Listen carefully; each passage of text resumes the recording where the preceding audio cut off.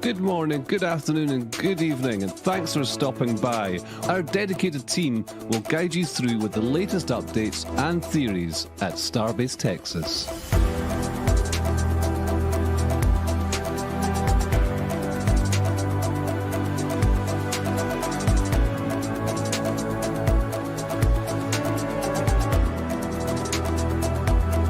If you're new to the channel, be sure to hit the subscribe button and the bell icon for future streams. 9, 10, 9, 8, 7, 6, 5, 4, 3, 2, 1.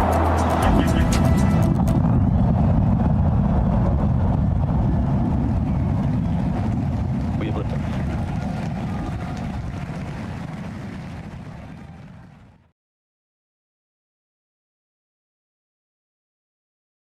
G'day, good morning, good evening, welcome wherever you're listening to right across the world. Welcome, my name's Stephanie B. Welcome to RGV Aerial Photography's Starbase Weekly, episode 197. Nearly at the big 200. I've got another set of photos for you this week. With me today I've got Alex, as pretty well as usual. G'day Alex. Hello, Steph. How's it going? Going good. Starting to get chilly over here in Australia. Got the fire going. It's all good. And we've got Josh as well joining us today. G'day, Josh. Hey. And on questions and donations, we'll welcome Indy onto the chat. G'day, Indy. G'day. Hope you're all doing well. I got some 5x5s in chats. That's awesome. Let's make a start here. So I'll head over to Massey's. So we have some aerials and we have some ground photos today. So unfortunately the weather was a bit cloudy. There was some cloud base we couldn't get up through. So some lower level photos today, which allow us to see under things a little bit. So it's not so bad. And we got some ground shots to complement our aerial images. I might even jump over to last week's images here and there to explain a few things as we go. So starting with Massey's, I guess the big ticket item this week is Ship 39, sitting there ready to start its static fire campaign. It's looking very pretty and fully tiled, as it should.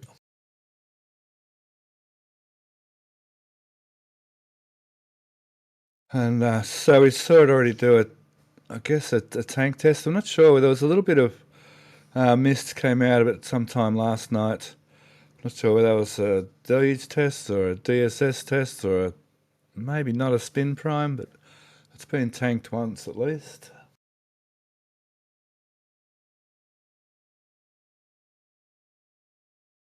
And so I'll keep going through these images. With the ground shots, let me go over to the ground shots of that ship.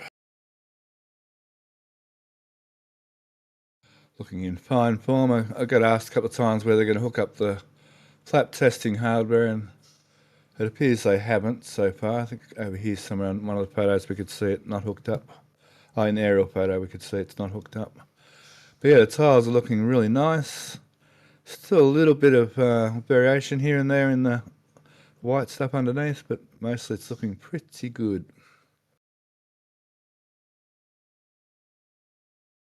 Got some really nice up-close photos all the way from the tippy top all the way down to the very bottom mostly.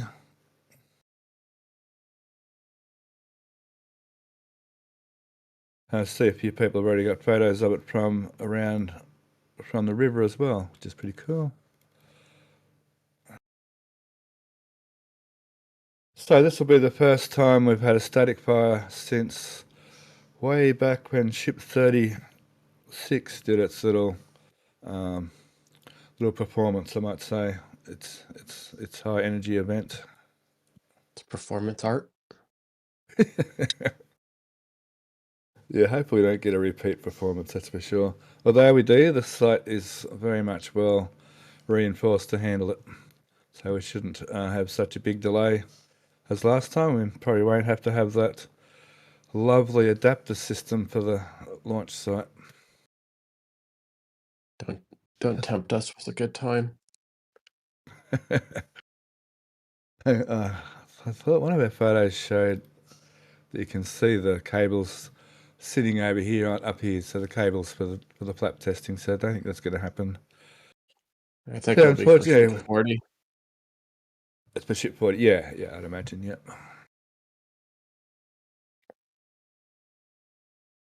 Let's see the other structural integrity stand over here. Some people calling cryo stand, the new one for the ship, and the old one sitting side by side. Last week we saw it has some of its hydraulics already starting to be installed. Looks like they're still working, very much working on it to get it ready for for Ship 40. So we may even see that Ship 40 get put on it soon. Just had to think where Ship 40 was up to there for a second.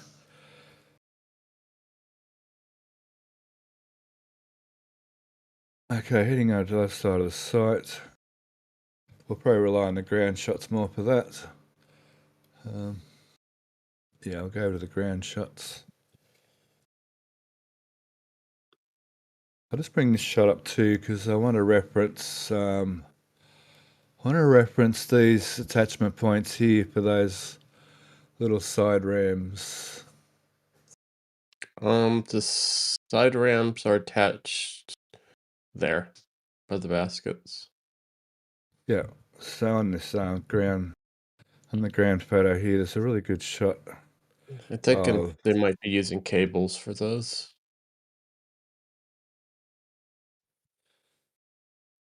A ram and a cable. Well, if you look at the grid fin simulator on the ground shot,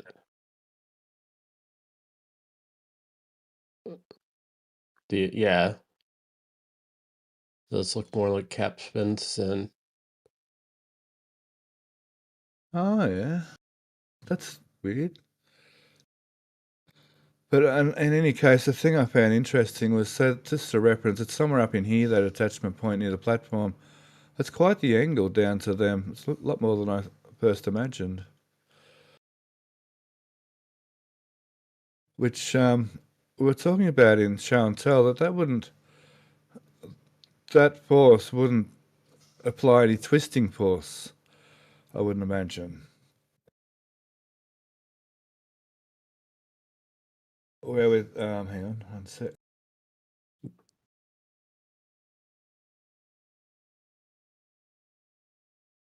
So going back to a couple of weeks ago, our ground shots.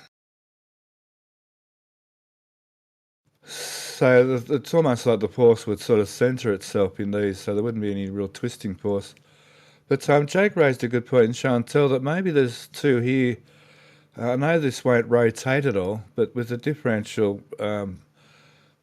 pressures on these two rams, they could simulate a bit of the torque on this mount here as well, perhaps on these two mounts here, as well as the whole socket as well. The other mounts are strictly for applying a lateral force. These ones, the top ones, yeah. Yeah. And it's at a bit of an angle too, so which would be like when a grid pin's deflected, it would be an upward force and a sideward force at the same time. I imagine they could pull both together because like if they pull both together, it gives a lot more leverage on the simulator here, whereas from underneath here it's sort of very close to the booster. So you'd get like upward force, but not so much this lateral twisting force. This, this, you know what I mean? The force up like from here. Really? So yeah, this thing is getting put through the ringer once again. Up top here we can see where these rams up here will attach to allow some twisting force up on the cap. And in one of these shots here, we get a nice shot up into the truss and up into the ship aft simulator. And they've got it wired up as well here, I see.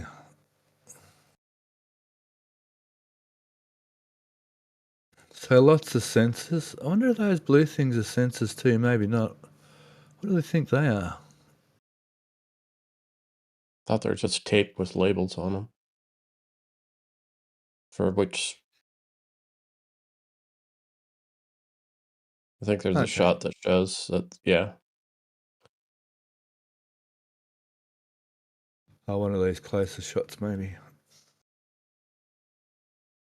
Ah, yeah, it's numbers. Yep, okay. Very good.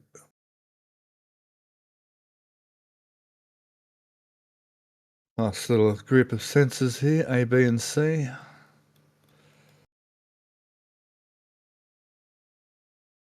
That's to test force A and force B and force C. So yeah, we didn't, you could kind of see through here. I'm not sure whether that ram is attached or not. The one that sits in here, it doesn't look like it is for 39.1. Last week it looked like it was removed almost entirely. Okay, yep, I didn't catch that. Cool. You were on vacation. Why would you catch it? I tried to keep up a little bit, but yeah, I took a bit of time off. It was awesome. So up here we can see that's the normal Cat 5 actuators to be hooked up as per normal. Another thing was quite surprising is the angle these ones are going to be at when they attach over here. That's also quite the angle going in through there. And of course the last one attaching to the end to apply a bit of inner and outward force.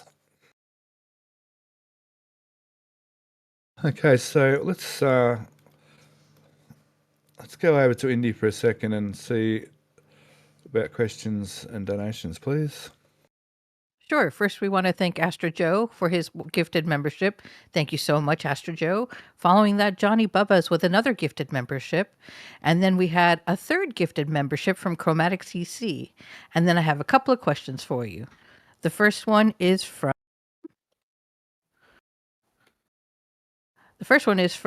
Tag Mayfield. How many total cryo tests did 39 go through?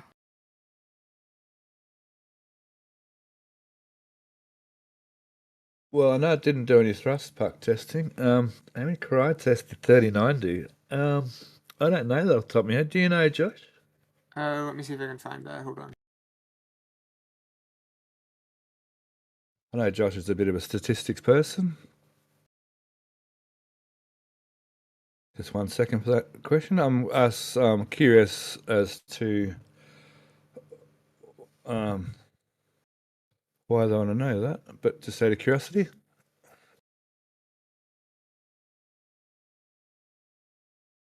See the road in's all nice and concretey. I've made a new word up, Alex, concretey. You're just mad that somebody's asking detailed information. No, Stop not at all, I it. promise, not at all. Yeah, you're correct. No, I'm not. You're not. No, I'm not.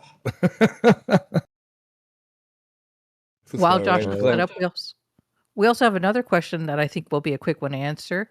Rainbow Fish is wondering, will there ever be a docking port at the very top of Starship at HLS?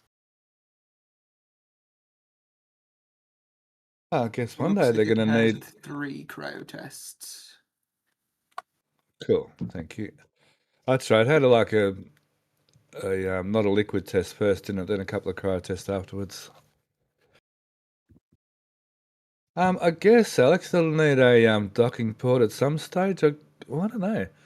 I guess it'll need the one that goes to the moon. I guess will definitely have to have a docking port to accept either Orion or Crew Dragon. Depends where they go by then. It's definitely getting a docking port, and depending how accurate the renders they release are. But a normal one, they'd have to rework the entire landing tanks and everything else. A docking port doesn't necessarily have to be on the tippy top of the nose, does it? It could be just on the side of the payload bay over that side, like basically replace the payload bay door somewhere in that area for a docking port. Sort of like Shuttle did. Yeah. Actually, yeah, exactly like Shuttle. Yeah, actually, that'd be a good render scene. They might have even seen a render Starship sitting on the dock to the ISS.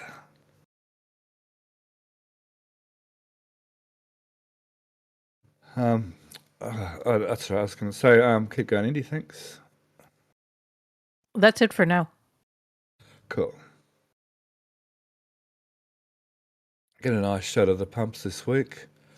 And see their brand, Nikiso. So we looked up that online, and they're very much a cryogenic company. Do all sorts of cryogenic stuff. I think the engines, the motors were GE at the launch site. I'm not sure what they are now here. So they're quite complicated. A lot of actuators and sensors and so on all around the place.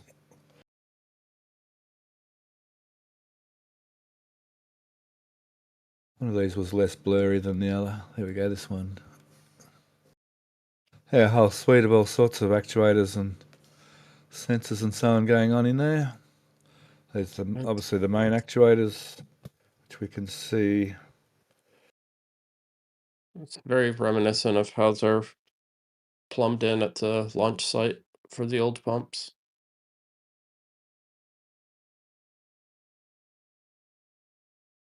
We can see, where is the photo?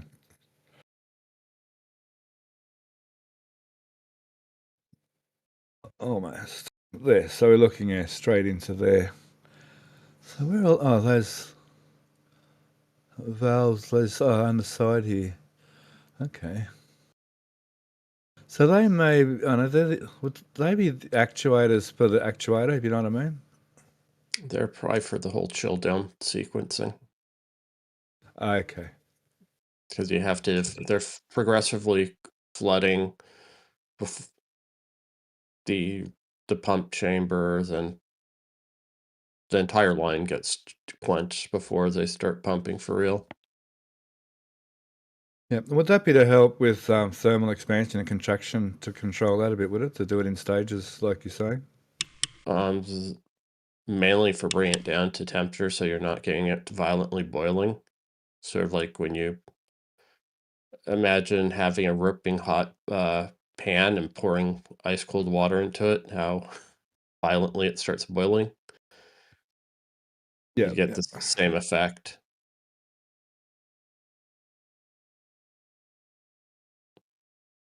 Old cryo station scrap. Scrap, it ship. has to earn being scrap, and this one really hasn't earned the scrap title yet. Fair enough. All right, so no other questions about Massey's. We can move on over to Sanchez and the build site. Have a quick look here where those photos are. There was a comment that the methane reclaim has begun. You can see that the second vertical tower in the tank farm is getting frosty. The methane reclaim tank.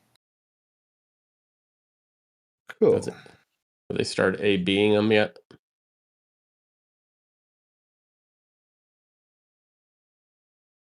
I think so. You would know better than me. I'm not watching.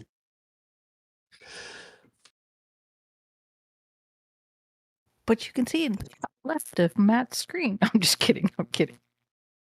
That would mean I have the stream up. I only have so many windows. You don't want Mr. ADHD getting distracted. Yeah, I'm a bit like that.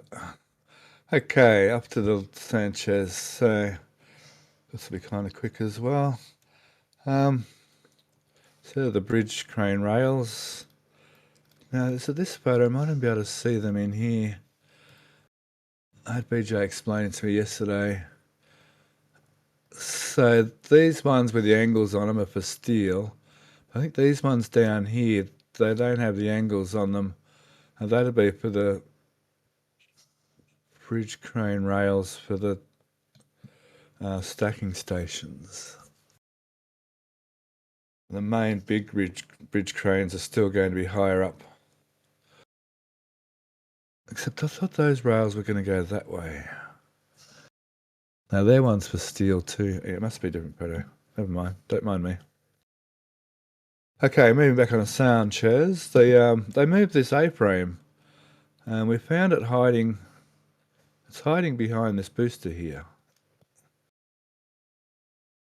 It's a Really shot trebuchet weight frame until we know otherwise. There it is there, hiding in behind that booster.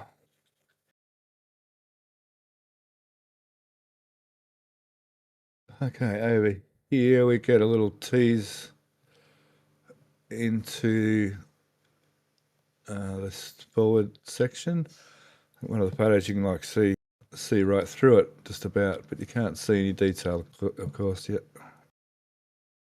This one here, I think it is. You can almost see all the way through it.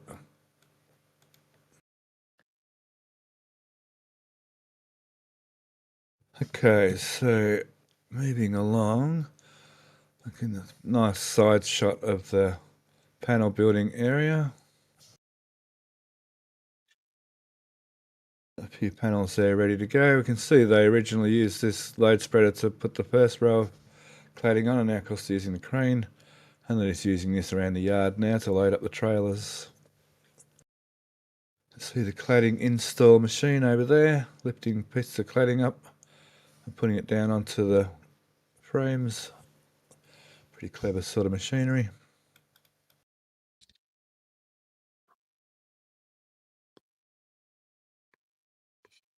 Now over in this other area over here, so some things we're looking for are more OLM bits and pieces or more pad A or pad 1 bits and pieces. Doesn't seem to be anything else added really to any of that. There's a good nice side shot of that construction stand. Where are we? Down in here, a second one being built, well, actually a third one being built. There's its mate is stacked. Let's find a different photo. Its mate is stacked over yonder.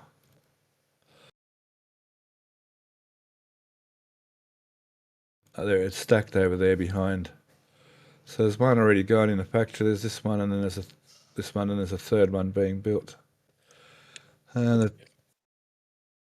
If it's for the aft just from the complexity, it would make sense that they'd have multiples aft's being worked on at once, since it's definitely a slow, again, complex build. Yeah, that was a question that came up in Chantel, why they need more than one if it's an aft. But I imagine every station in Starbase has multiple, especially like you said, especially like the booster afts that are very complex sections. Yeah. Yeah, you generally want, when you're doing the major assemblies, pieces to take the stack enough for the stacking. So if if it takes, say, 5 weeks and everything else takes a week, you generally want 5 of those 5-week ones, so that you can be pushing one out every week. So you just horizontally scale. Yeah, that Because makes a lot of sense. if you only have one, that blocks your entire critical paths, and in which case your pipeline in programming parlance, your pipeline stalls, which is bad. Yes, that would be bad. Just switching over to ground shots for a minute. It doesn't look like they've done much work on this booster transport stand at all.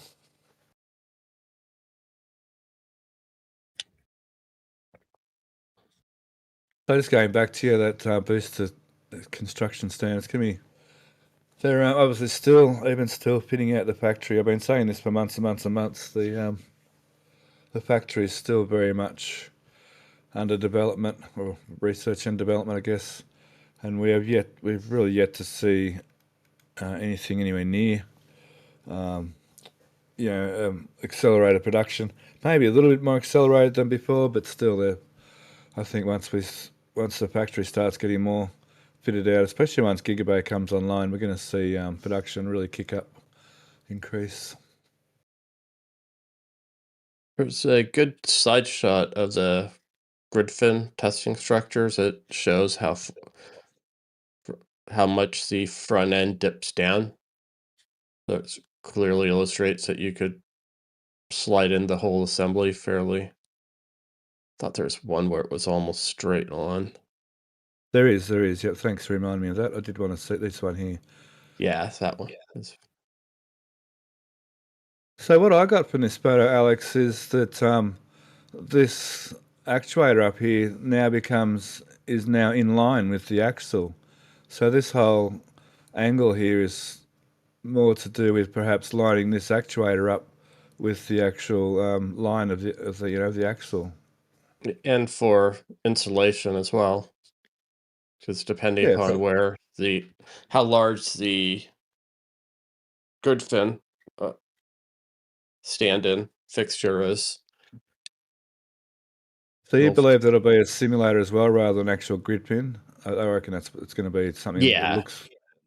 It's probably very much going to look similar to what they are using currently. At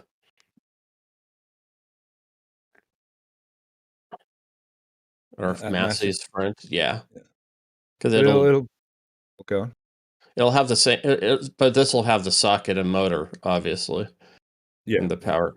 Yeah, except I don't think they'll put an actual grid fin, because it comes into the same sort of geometry. Well, I mean, it needs attachment points. I mean, unless they just weld attachment points onto a grid pin, but it'd be silly to waste a grid pin on that. So yeah, I'd imagine it's just going to be like you said, this mild steel, like at Massey's, some kind of simulator.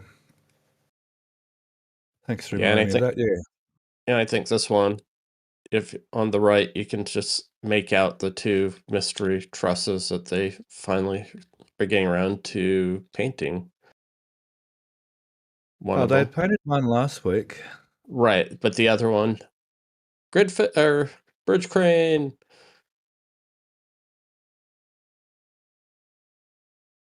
Yeah, maybe. they're edge on. One of them's by the orange forklift aft. Yeah, nope, a little bit further to the right. A little bit more. Ah, Yeah, that's a painted one, and just to the left of it, you can see they started putting the gray primer coat on the other one.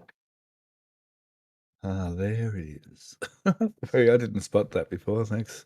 Oh, look out, ISIS here. No, I'm kidding. I'm kidding. I'm just being funny. Sorry. Okay, moving on.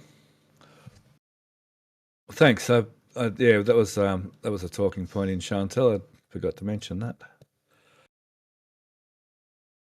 Back here, we did see that. Didn't look like that had changed either. Still, although this has moved a bit this week. Last week it's been parked just in there for the last couple of weeks.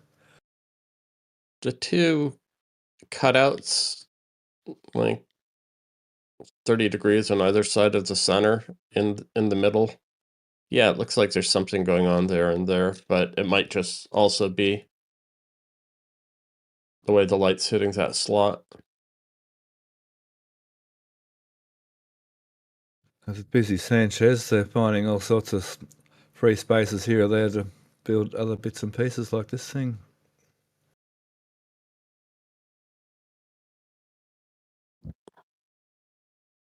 Just won't quite let us. We figure what they're doing inside here, Alex, is they're cutting everything out inside. So when I do take the top off, there's nothing left for us to see. Just to be funny. No, probably not. Okay, so Sanchez, we go back to the ground. Yeah, this. Thanks for reminding me of that grid pin thing. Yeah, this thing really doesn't seem to have had any work done to it at all. Maybe down in here.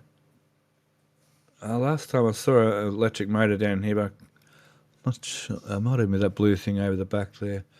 So they kind of stripped everything. They got a little light fixture here just hanging off. Still got things to strip out, so there's still a fair way to go before this thing's anywhere near ready. Do they need it for anything? Not right now. They've got the other two. Yeah, to be honest. I mean, how long did they leave the third one sitting here? Incomplete? Yeah, exactly. Sure yeah. felt like a year, but probably wasn't. I was going to It say a feels year, like a year. but I think you're right, Josh.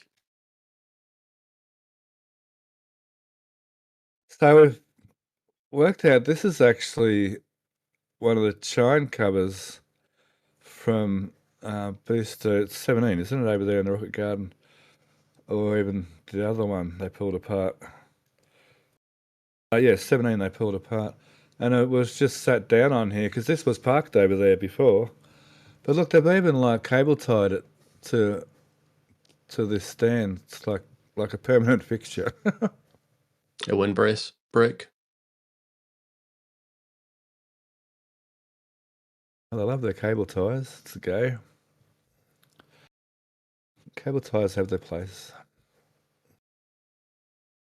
As long as you square them off when you cut them. If not, tie wraps are evil. Yes. Oh, yeah. Cutting them off flush, yeah. That's the thing with side cutters. There's a way to do it. You can put one side cutter blade on the actual under there, and then you can sort of like shear you can kind of shear it off with the other blade on the side cutters. Yeah, otherwise, yeah, especially crawling around on cable trays. Don't ask me how I know that. Plenty of cut knees. Where you get a pair Right. of flush cutters. They are Or you particularly sharp. or you get the purposeful tension and cutting tool when you install them and do it right. But Mm-hmm. Nah, we didn't have that technology back when I was a Sparky. No, I know what you mean, yeah. But there's a way to use a nice sharp pair of side cutters. Does Yeah. it nicely, pulls them nice and flush. I mean, something you can leave them intentionally sharp too. I've got them on a gate. One of my gates over here, I've left them a bit long, a little bit sharp, because chickens, the chooks, go up the angle brace and get on top of the gate, walk along the gate, and jump into the veggie patch. So to stop them doing that, I use yeah, that's a side note. I use cable ties to stop them walking across the gate. It worked. In Australia, we have magpies season. A lot of people put, oh no, did you say magpies in America? And you put cable ties up on top of your helmet to stop them swooping you. No, they got magpies or not in America. I've seen the videos of them attacking cyclists in Australia. Those birds are cray cray. Yeah, they're angry birds. That's what a real angry bird looks like. So the theory goes, if you feed a magpie, they stop doing it to you because magpies, they remember you. You know what I mean? A lot of birds do, remember faces and so on. Anyhow, I digress. Read about crows and the training that they've done. Never the TLDR is never be mean to a crow.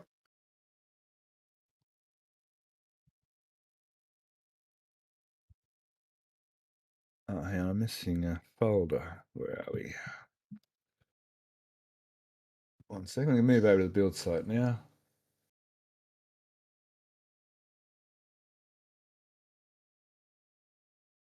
Sure how that happened. Okay, so chat, we need some questions. So if you got any questions, be sure to bring them on up. Okay, let's go around to Gigabay. Now, one of these photos BJ was helping me with.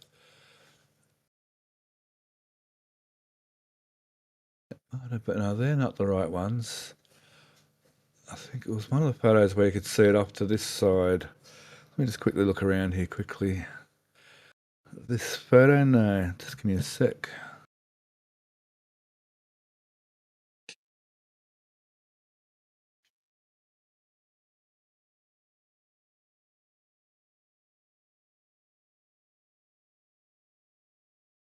No, that's not it. That's for steel too. I think he was saying that was for the bridge cranes in there. That doesn't quite look right. That looks like a tab for an angle. Yeah. Just like the ones above it on the outer columns. Yeah. Anyway, it doesn't matter. It's all good.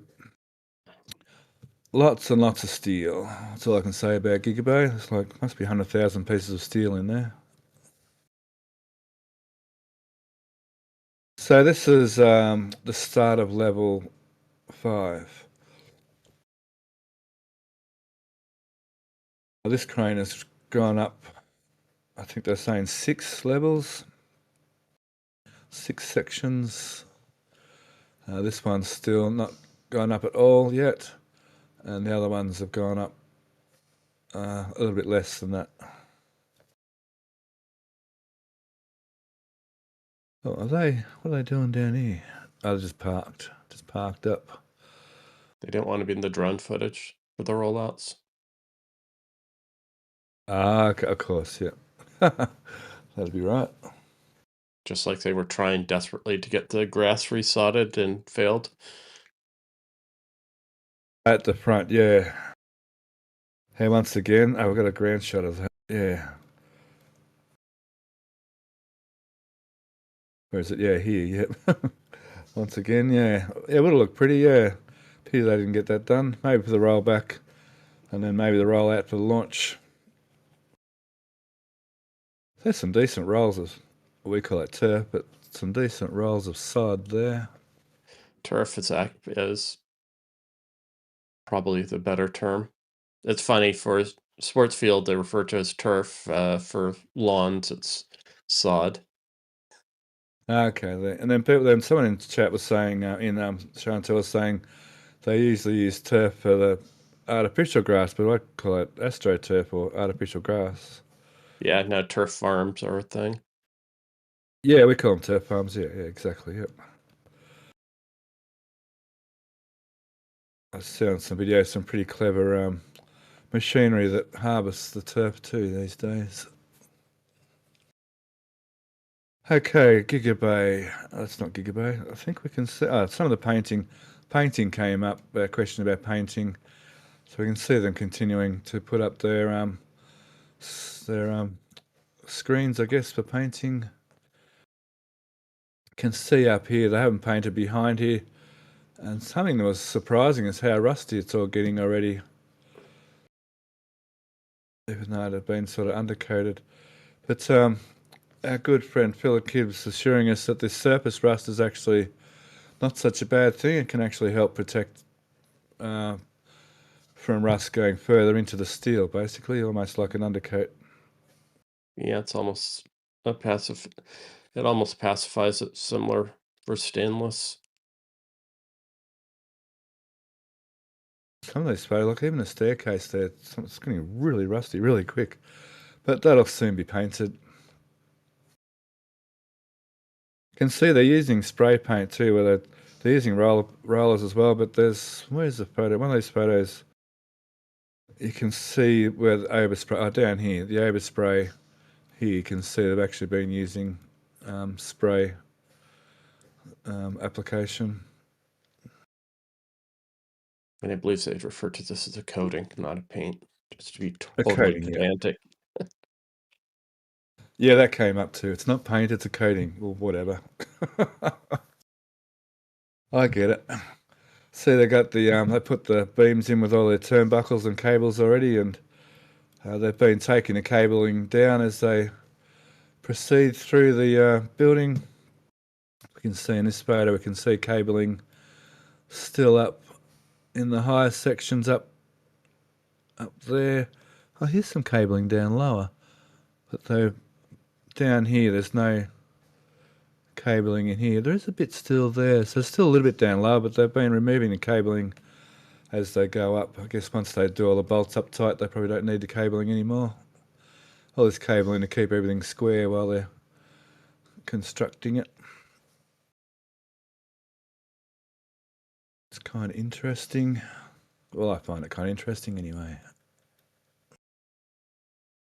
You can see some of it up in there, and the rest of it gone down in here.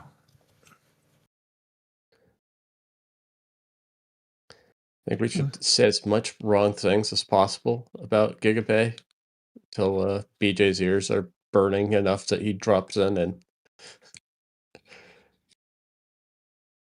points That's everything we one way missed out. That's Yeah, one way to summon him. Yesterday in Show and Tell, I just started on Gigabyte and I'm thinking out loud, or just thinking, it'd be nice if BJ dropped in right now, and there he was, just turned up, so that was awesome. Okay, moving on to this cladding. They're moving quite ahead. We can sort of see where the cladding changes here. So this to be the angled glass. It wasn't, it looks way sharp, the angle here, but I mean, obviously that's just because of the perspective. And they're putting, I guess, glass down to here still. I'm sure it's going to taper here at the factory. The renders sort of seem to suggest the tapering might happen here in this gap in here, in between the two buildings. as today's years old, when I realized that lower panel was just on the Gigabay was simulate the glass width. Down here? Now on the Gigabay, Oh, sorry. that first row of the black, how it says the panel that's on it, the low panel is the same height as the glasses on the factory. Yeah, and it steps up a little bit too. So it'll be the same here. It'll step up a little bit. This panel steps up a little bit, and that one's flat against the building. So it'll have that little step in it too. A little shadow line. Yeah, or drip line you called it, was it? Was you saying that? It helps water drip? No, Philly Kid was saying. I think this is just an architectural detail, Yeah, but it will play as a drip line, a drip edge.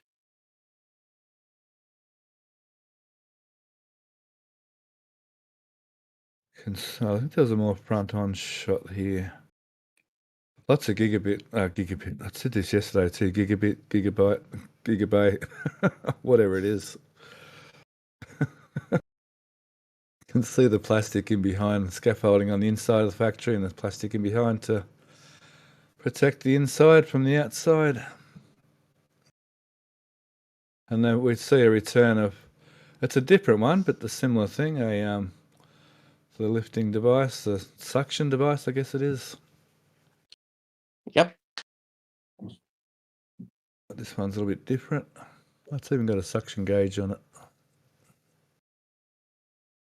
Well, that sucks. All right.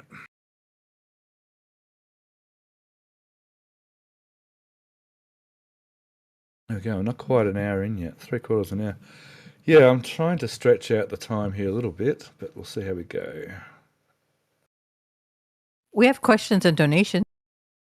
Oh, go for it. Awesome. Talk you about. We'll start with the donations. Thank you so much to Joe Coyote Man, who donated $5, and he asks, how much wood could a woodchuck chuck if a woodchuck could chuck wood? It's a good question. Well and then done. Drew Nard donated $2 Canadian and says it's an advanced titanium dioxide acrylic coating. And then the first question is from the Angry Engineer on YouTube, and he asked,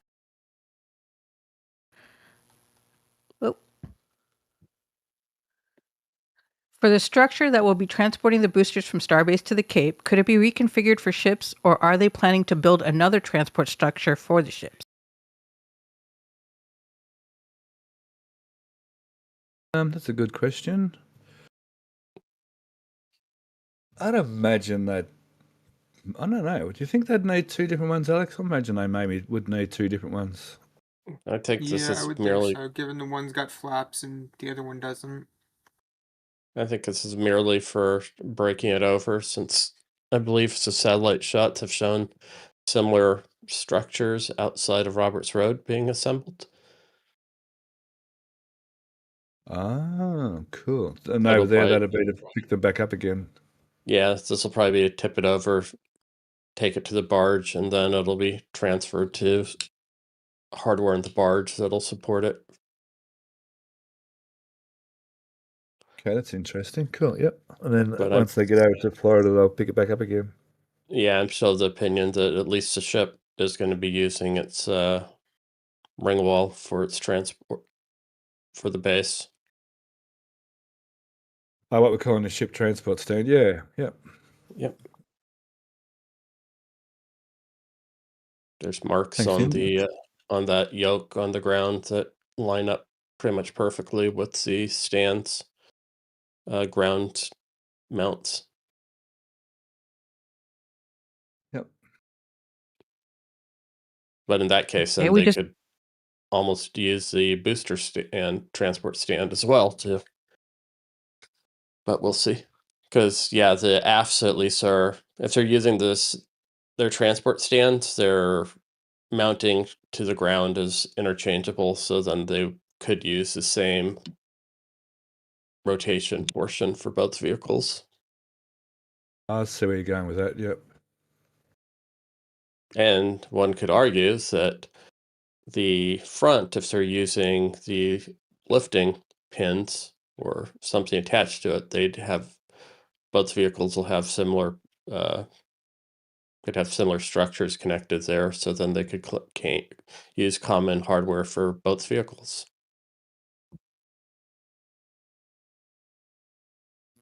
Yeah, it's definitely going to be interesting to see all that take shape. That's for sure. And that should happen. Yeah, sort of. Well, within 12 months, I guess we should see that. Yeah. 6 months. 6 months even. Cool. All right. Thanks, Indy.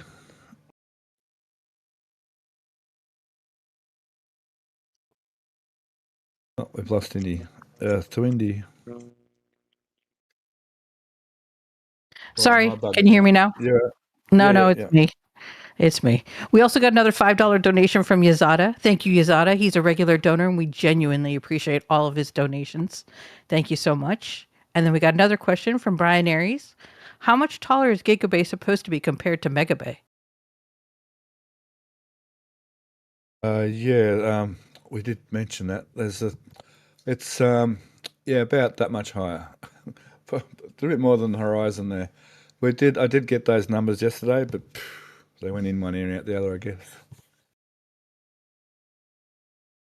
All for One is wondering, is there any evidence the electricians and plumbers HVAC showing up? No, we'll see some of that first. We'll see in this corner here where the services go through all the floors. I did ask BJ that yesterday in the show and tell, and he said no, there's no indication of anything being fitted out yet as far as electrical goes, or any of the platforms or anything like that at all as of yet. I'd be shocked if that doesn't start very soon. Yeah, agreed. James Journal. Wilson? Journal. Sorry. Okay, go on. No, you go ahead. My apologies. No, go. It's all good. James Wilson is wondering, isn't all the front going to be connected in cladding? Yes. But so that the seam lines line up, they have the smaller panel. The first black panel on the Gigabay is the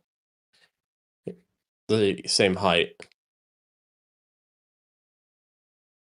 Because if you look at the size of the window in relation to cladding sizes, the windows aren't as tall.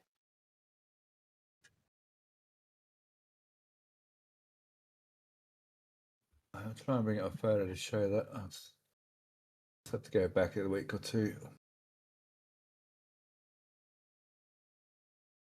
The ground photos show it the best, but yeah.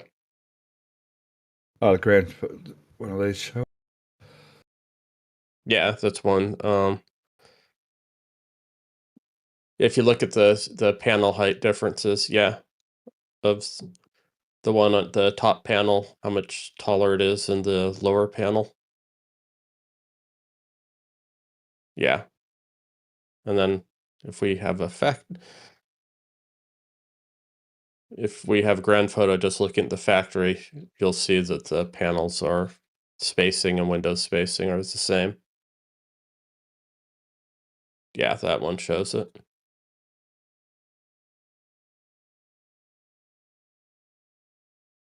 This spacing? Yes. Yes. And then the panel spacing between the two panels. So there'll be a wall here, at least probably to the factory height, yeah. Yeah. And then this will be an alleyway in here, where they'll be able to bring barrel sections in through this doorway, and into the stacking stations just along this edge. Along this side will be all stacking stations in here, so they'll be able to bring a barrel section in here. Like in this area, this side of it, and then the turntables are over. Well, it's a bit hard to say. If this was inside the bay, there'll be a turntable over on this side. They'll be able to lift the barrel section up and over and down onto the turntable. Yeah. So I got an answer: 330 feet compared to 380 feet compared to 330 feet for the Gigabay. Is that right? Or was that a little nudge? Something like that. Thanks, Cindy. Missing Tools has a question. It's asking, contrary to the last 2 weeks' discussion, is it possible Flight 12 could happen before 39.1 and 18.3 finish testing? Sure. It all depends on. I mean, 39 looks like it'll be done probably relatively quickly. Both of them will probably be done within the next 3 weeks. And SpaceX has previously pretty much, I think they've had a vehicle completely stacked, ready to go before all the ground testing was complete, or structural validation tests.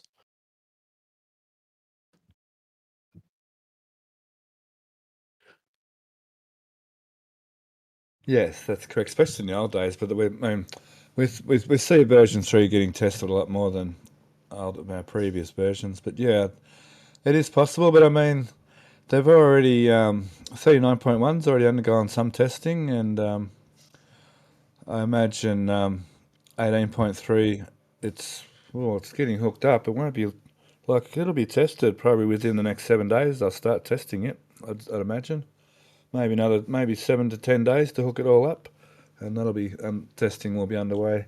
So it could be very similar in time. Actually, they both seem to be about on the same timeline, to be honest. And then the few weeks post static fire for whatever final fit outs they need to do, and a week or two of ground testing probably before they launch. Probably closer Yeah, to a bit a of week, if juice. we're honest, but yeah. A bit of GC testing, you know what you mean? Yeah. Yeah. And remove all the testing wiring, which we'll see in a minute when we get to the launch site. Yeah, that'll take a couple weeks probably back in the mega base. Thanks. So launch, it's 2 weeks. Elon time, 4 to 6 weeks still, I guess. It's that April, May. Yeah, this whole launch, February, March launch was a bit eager, I guess. A bit Yeah, optimistic. hit the snooze bar. Yeah, exactly. Oh, that's a dangerous thing on my alarm clock. Or because of silly Groundhog Day, they rolled it out, it saw its shadow, or it didn't see its shadow, and however that nonsense works. What Ryan Webber said I see in chat, HMT, late May to June, which is, I don't know, maybe. Early Maybe. Early May. Early May? Okay, we'll Yeah. take a little side bet over here. No. I only play house. I take bets. I'll be the bookmaker. I won't gamble with my own money. Thank you. We're only talking donations. $5 donations, still good. Thanks, Indy. Tokens, Little Nudge is donations. asking. Sorry. Little Nudge, that's Yeah, right. okay. Little Nudge is asking, do you think they will build a cash tower on land near Massey's after the land swap? Definitely not.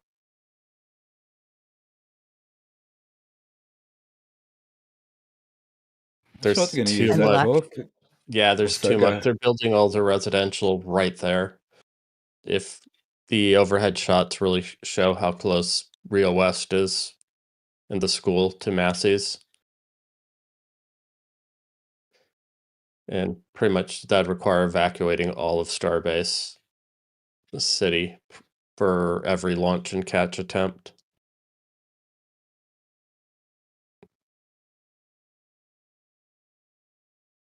and the last question is from Veterinarian, and they're asking, where'd you get all the ground photos from? We got them from Mauricio. Yes, so the same day as the flyover, Mauricio went out and took a heap of ground photos. He was out there with a few of the other photographers, like Ryan from Starship Gazer and a couple others out there. And they got, as we'll see in a minute, we got some awesome photos from the launch site coming up. So we'll just quickly Didn't he get a ground shot, or is that Starship Gazer of the rocket monument? Yeah, I'm just getting to that now. Actually, that was my very next. Sorry. No, you're right. No, That would be, I heard you say, no, you're not, and I was going to say accurate. Yeah, no, here we go. Yeah, so we kind of cleared up a little bit of the mystery behind the formwork. Hey, I even had Philly calling this boxing during the show and tell. It was funny as. So Philly and I both think that this is going to be shotcrete rather than poured concrete, and the top plate being on here is kind of like an indicator of that. And then they can work the surface a bit better to make it more smooth. And that would explain why there's not the the amount of bracing that you would expect on a concrete pour of that depth, because concrete, it's like twice the density of water, so 4 times it exerts like a lot of pressure on the bottom of formwork. So I think this is going to be shotcreted in here, and that's going to be the final form of this wall here. The supports that tie the two front and backs together are what holds all the weight when you're on your formwork. Those horizontal members are just to keep the structure vertical.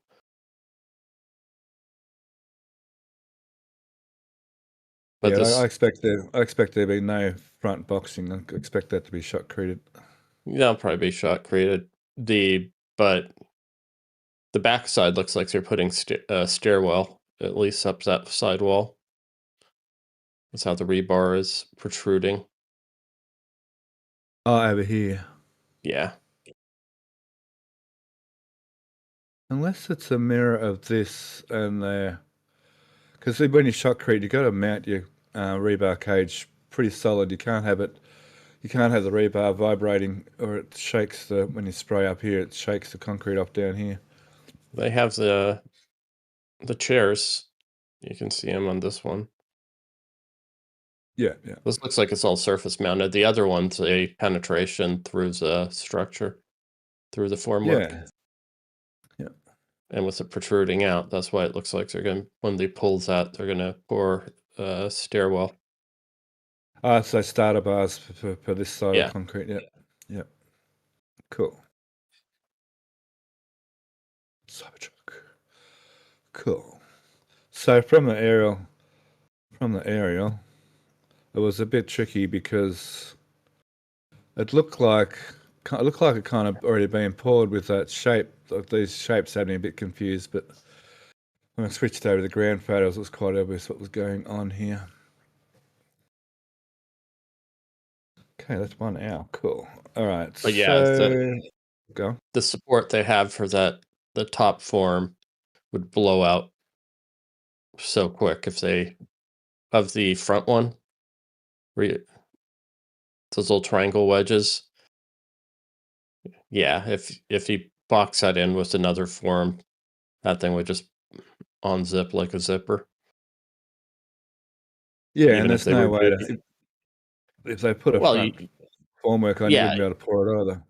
no, you just pour a bunch of holes, and you do Oh, with any yeah. of these deep pours, you just do probably 3 or 4 foot lift, let set a little bit, and then just repeat, because you need it to set a little bit, or else you get a blowout, as we've seen multiple instances around the site over the years. Been there, done that. Yeah, it's not fun.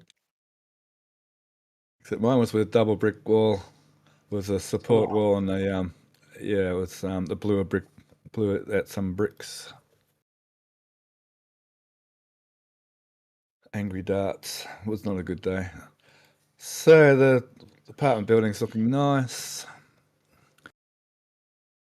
They've been installing more trees. I keep getting a lot of flack for that, but anyhow, they've been planting trees. Whatever. They're installed. It's an art installation. Got the bit of a plug for the old Nursery Landscaping Incorporated and the Ford trucks. Is that an F truck? What is that? Yeah, it's F-150. Cool. We got them over here. See Mission Control and the Media Center. And the office, a little interesting note. Looks like these are lights around remember the triangle cutouts we saw in the concrete slabs? Looks like they might be lined with lights inside there. Do love their rope lights.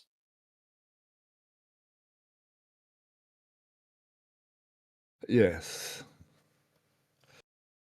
Okay, so let's dip on over to the launch site. One launch site, one gateway to Mars. Well, moon for now anyway. Yeah, some ground shots as well. Let me see, where have I got those? Oh, I don't have them.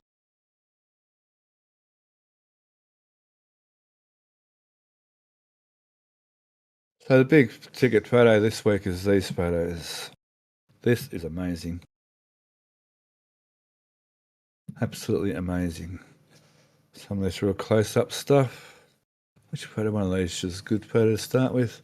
So we can see a lot of testing electrical cables here, just for monitoring the static fire. That'll all be removed before flight. So these are all plug-in. So on the they must have receptacles for these in the OLM. So part of building the OLM must be to include this testing hardware. These cables be plugged in and the associated software and channels back to the main computers. Yeah, I mean, I guess we saw that on the ship too, didn't we? When that's up on OLM1 pad scrap. This is a better, brighter picture. So I think even under here, this cabling under here is temporary as well for the testing. yeah, it's all the same. It's a data logging, since probably the data buses from the ECUs to the flight computer aren't wide enough to accommodate all the debug logs, so they just plug in their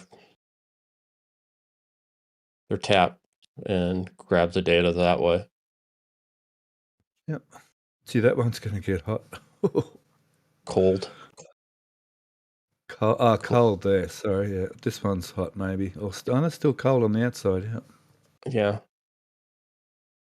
So they're probably the ins, not the outs.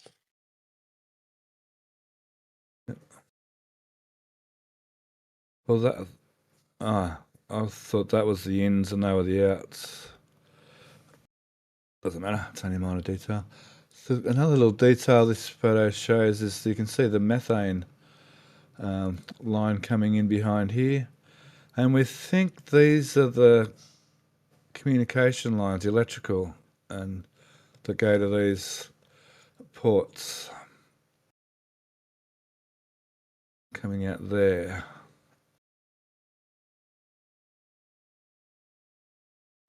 So yeah, beautiful picture of these cool engines. Sorry, Alex. I think on 17, I didn't pay that much attention. Some of those I thought were gas lines. Well, yeah, there are gas lines too. Yeah, of course, there's electrical and gas lines. So you see the methane in behind. And yeah, something going in there, which they all seem to have one of these, at least one of these. So there'd be some kind of electrical, and there'd be some gases as well for spin up, yeah, startup, Yeah. and so on. And purging. And purging. Now, that could be quite small, couldn't they? Those lines, they don't have to be overly large. Those spin up and purge lines, yeah. Yeah, I mean, I think this outer manifold is autogenous manifolds, but they're not letting any of the hot locks into the tank. Out here. Yeah. I see, yeah. Yeah, well, that seems to be, they're coming from the engines up here and going into the autogen line, because we can see one of these photos shows it well on the side here. Not sure which photo one of these showed it. Yeah, anyway, we know that's the LOX autogen line. Yeah, they have one coming in from the tank, but the collection line stays inside the tank.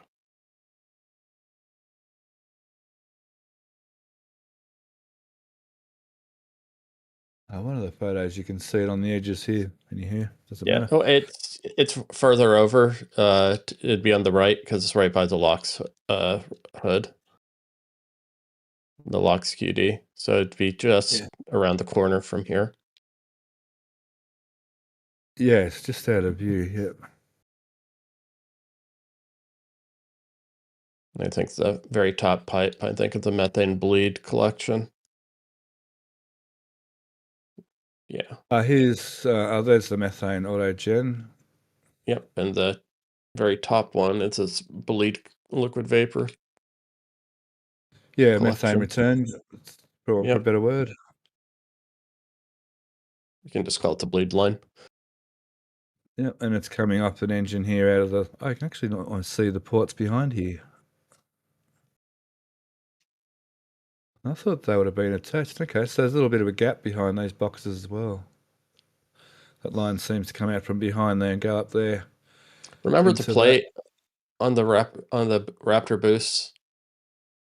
There's pretty much one underneath each of those boxes. Yep. There's the high pressure gases coming down from the COPVs. And they come onto the... They're hooked into the QD, aren't they, as well, those high pressure gases? Yeah, but all that's going through the COPVs. I think those are all the spin up ones.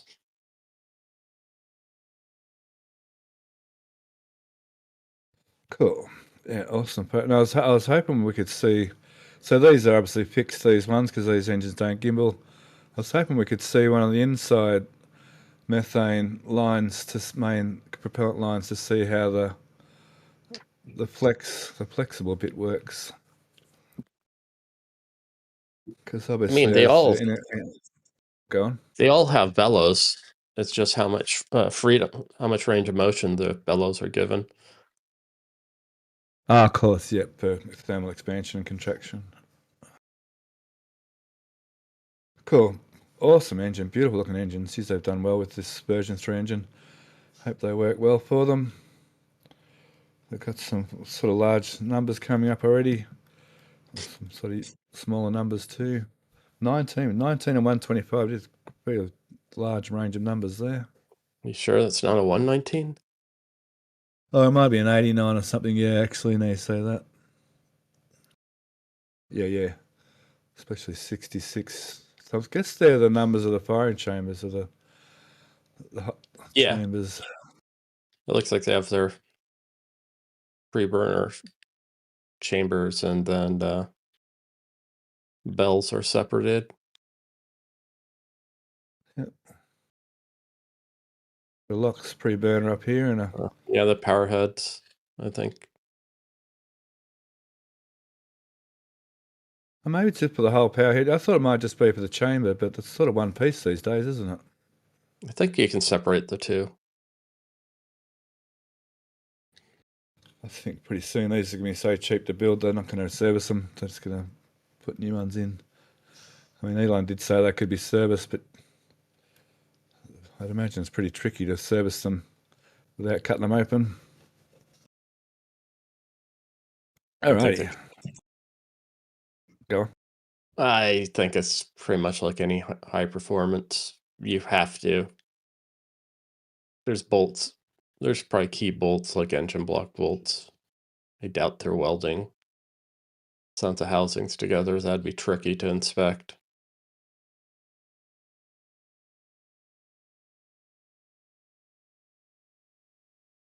So see the new design, the bell stick. I'm pretty sure that's right, isn't it? The bell stick further down in the middle. I thought they did on the previous ones as well. I think this is okay. Yeah, I could be wrong, but I remember they all stuck down. I think Niall had a photo.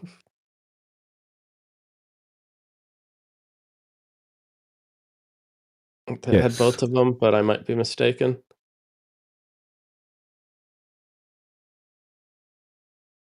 I think he tweeted something. Ah, that was the bit. Yeah, actually, I've got that. Let me just bring that up, actually. Thanks.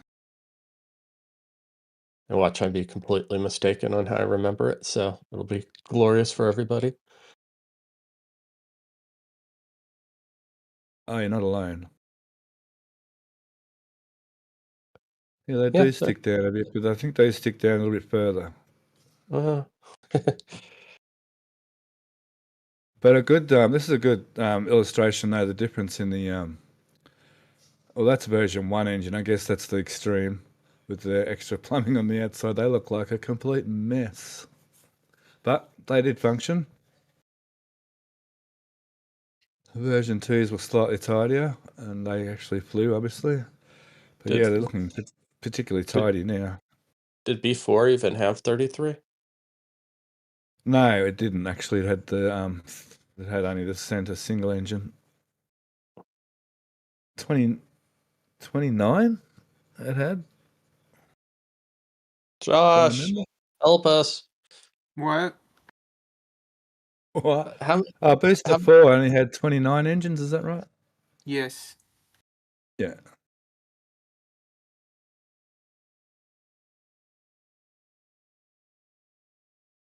That old photo comes up every now and again, yeah. That's the difference between the 3 versions. Alright, enough of that. Now we are an aerial photography show, so let's go back to some aerial photos.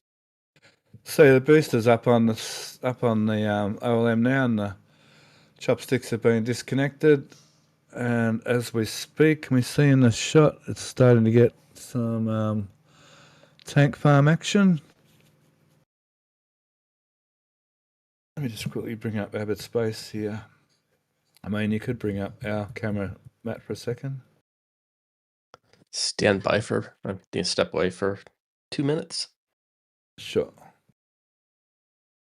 So lots of tank farm action going on. So we should see at least some kind of tanking happening today. Not sure what we're going to do today. Maybe a spin prime at the least.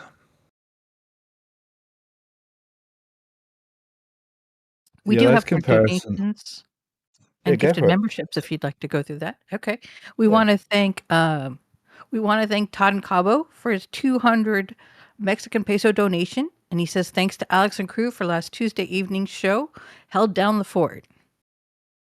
They did well. No, Alex, That was awesome. they did well. And then we also want to thank Stan J7223 for his 5 gifted memberships. Thank you so much for the 5 gifted membership. And then would you like some questions as well?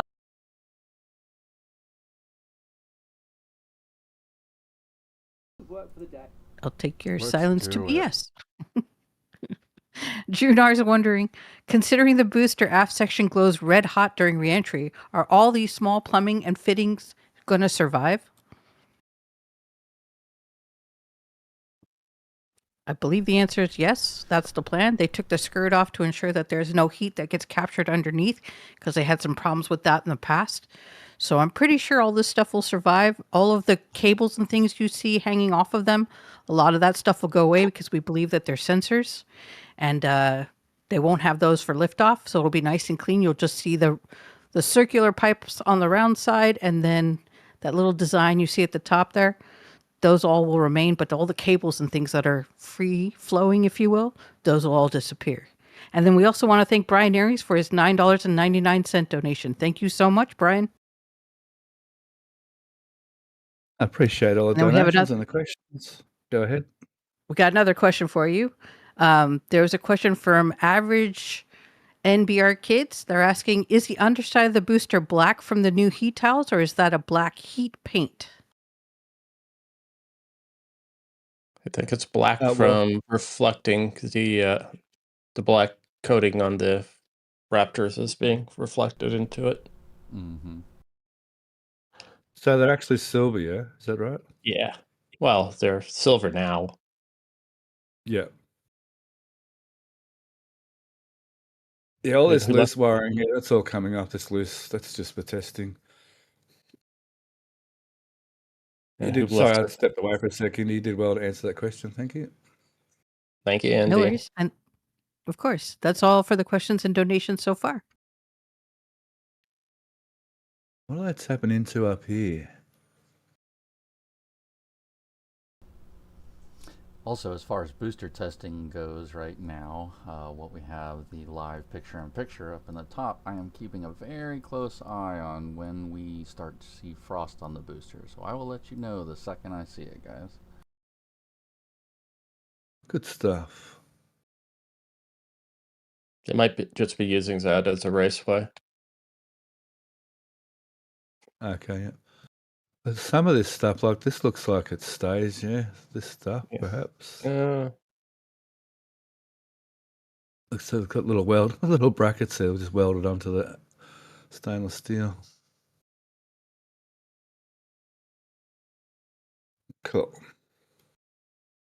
A question came up. This looks like a filter, and it's kind of would we have any idea what that particular item is?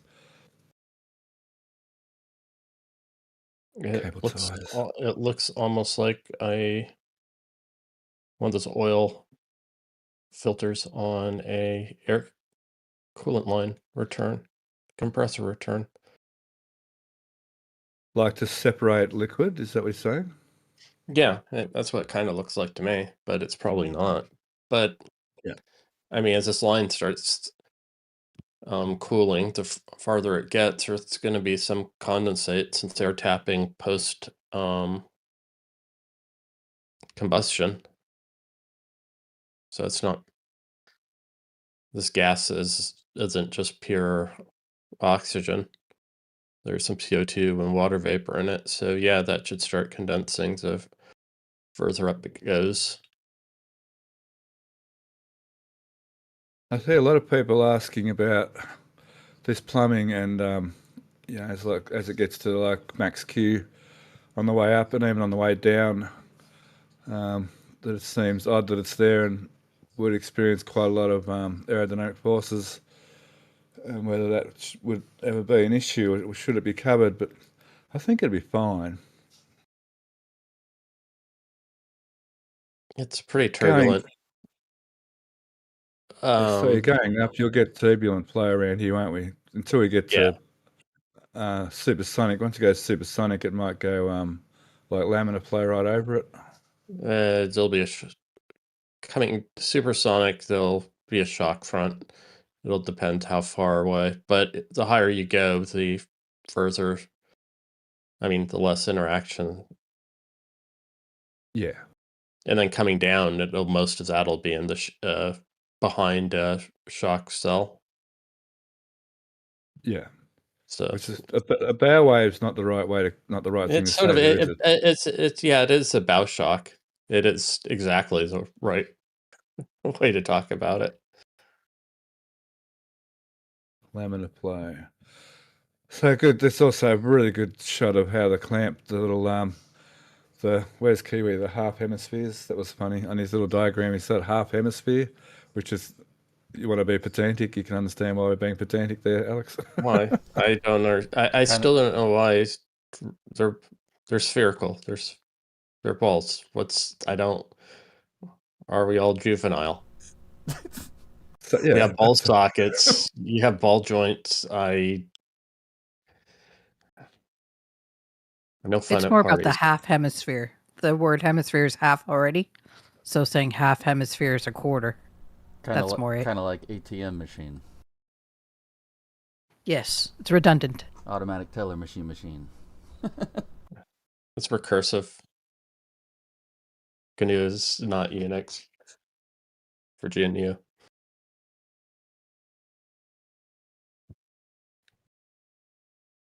But yeah, it's a good image of how that works. Where is that image here? This one here. So we won't pick on him about that, but this shows a good detail of this little part of the booster here, how the booster sits on the little spheres here in the little socket, and then how the cocky's beak clamps down on top of it here. Let's get rid of that for a sec, and that shows, oops, that didn't work. And we can see that here. We can see how that's a little socket that the booster sits on, which helps it center, I guess, a lot more better than just sitting on a bit of flat plate, and then the little cocky's beak goes inside there and clamps down. And this being spherical, you'll increase the contact surface area. And alignment. Yeah. And I'm still of the opinions those are floating on top of a pancake jack. But that's a discussion for a whole nother time. You mean in here? Yeah. The red space, what Kiwi has is red, yeah. I think they're using a jack to position and in the vertical, and then the other arm they're using for. So basically, that whole thing is just sort of sitting inside of a secondary socket that they can raise and lower to avoid having to do those painful alignment steps that they were constantly having to do with the old setup. Yep, that makes sense.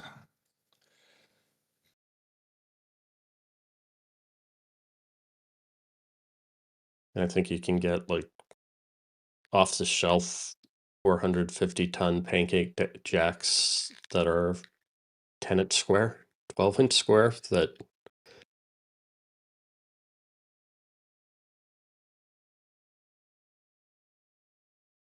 Cool.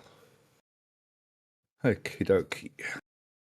So some really nice close-up photos of the chopsticks, the top of the booster.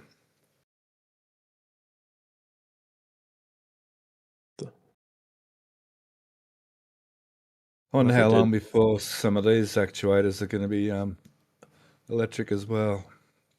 Whoever did the tube bending, the real artist. Yeah, Yes, that leg is beautiful. Yeah, it's good fun. It's good fun doing that when you get it right. It's very enjoyable once you get that done right as a tradesperson. Which so as an electrician, yeah, I always enjoyed doing that. On the job, I do it perfectly accurate. At home, it's a complete mess. But ain't that always the case? Tradesmen's homes are what the plumbers are, taps always leak, etc.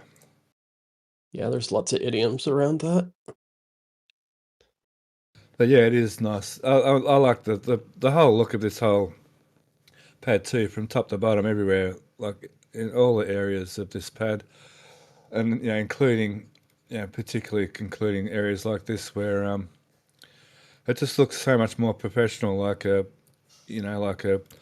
properly manufactured item rather than. I mean, pad one, like you keep reiterating, pad one had a very important use, and it was purpose, and it served its purpose extremely well. It's almost like they fully planned Pad B out before they started building it, instead of just making design decisions as they went.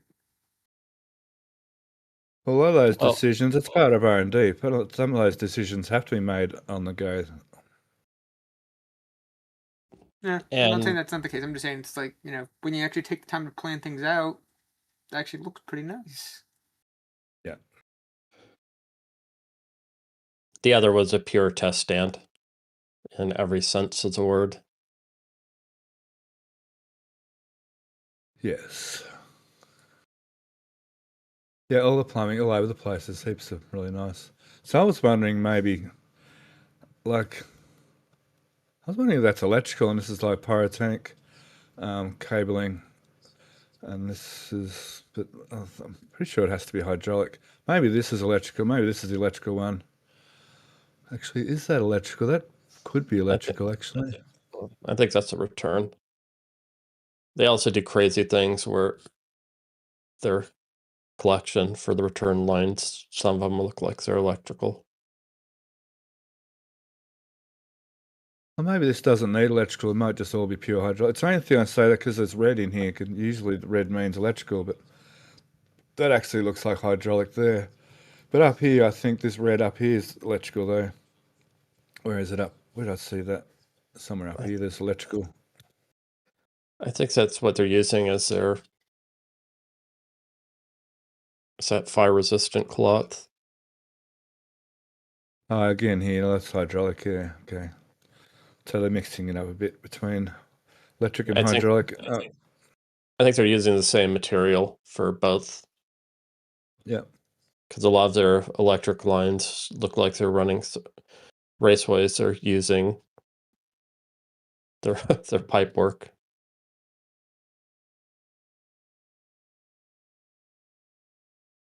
Oh, in here. I thought this might have been electrical, but now it looks like hydraulic as well.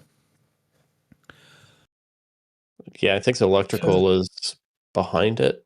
The one with the two pull boxes at the very tip. Just to the right. Ah, that one. No, that one I think. Is that one might be their collection?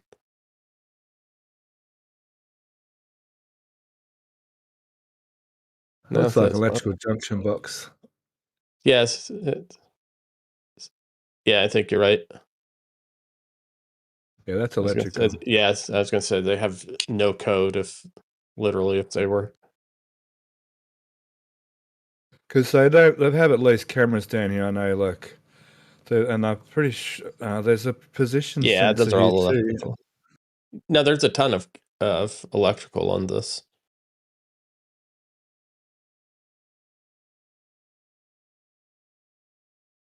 I want to see that position sensor. One of these it's one of those slides. We see it on there might even be one over there. You see it on the landing rails have them as well. It's right there. It's on the right where you were. It's on the other side, on the bottom. Right. Yeah, I think that's it. Yeah, there's a couple of them. That's why that's why I like the electrical actuators, because that's all. You don't need those sort of things anymore. There's one there, I think. There was a real obvious one. It doesn't matter. Anywho, doesn't matter. Okie dokie. So awesome ground shots once again. With positioning sensors are better than counting on steppers. You think they're better the slide ones? Is that what you said, sorry? Yeah, I prefer rather than counting steps.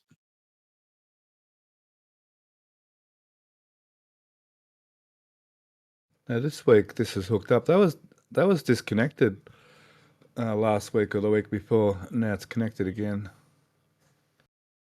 So we were discussing that in the show and tell. One of the shots that looked like it was disconnected, but it is connected. I think that's been connected for a while. Yeah, but maybe last week it was disconnected. Yeah. So I was speaking to Dave Avery before the show. He's actually in Discord now, I think. About the water. A big happy birthday to Dave Avery too, by the way. Happy birthday wherever you are. He's not in chat right now. He's probably listening. So hope you have a good day on your birthday. He's probably at Starbase right now as we speak. He was saying the water mains, it looks like they're running a second one, and it doesn't look like they're completely at Brownsville yet. It's a bit hard to tell, he was saying, but he doesn't believe it's made it to Brownsville quite yet. And they could be, in fact, putting a second one in. It's a nice shot of the gateway here. They've made the gateway and all the drainage all hooked up properly now, so that's all complete. And people laugh, or Jake was laughing in chat, they'll put a gate up, and the next day the gate will fall over, so got that to look forward to.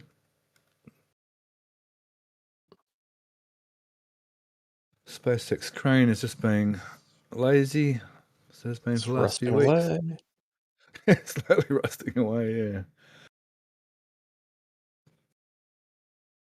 The big crane, yeah, it's had its boom somewhat shortened and moved over this area, the near 11,000. I think it's got a name. Some people are giving it names. I'm wondering that maybe they're going to reconfigure it just to pull the tanks out, but we have word on the street that this crane's going to be used for the tanks next, and then on to pad 1 to do the roof after that. Or maybe even the SQD arm as well. Lazy Bucky the Third. Lazy Bucky the Third. There you go. LB3.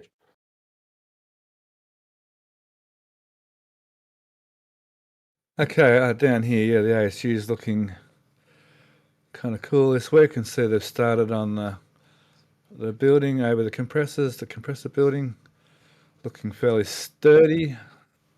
Are ready to roll your VFD building?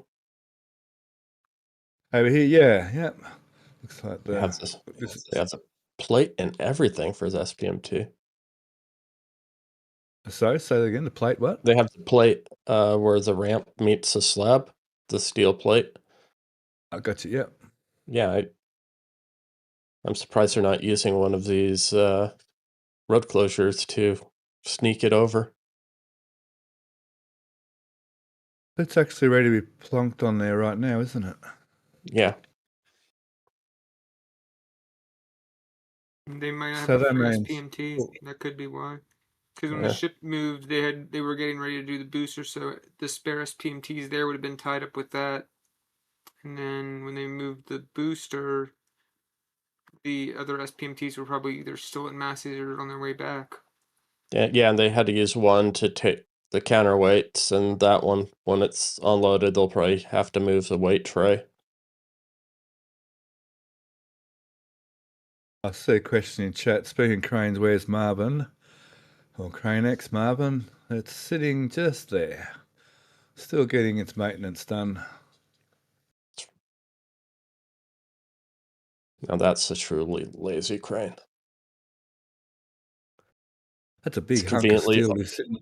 Go on. yeah, it's also conveniently getting maintenance when there's lifts to be done. Yeah. I know, they're going to get all fixed and ready to go, and it's going to be nothing more. No, it's going to be plenty for it to be doing over the next little while. 5 more minutes, Mom.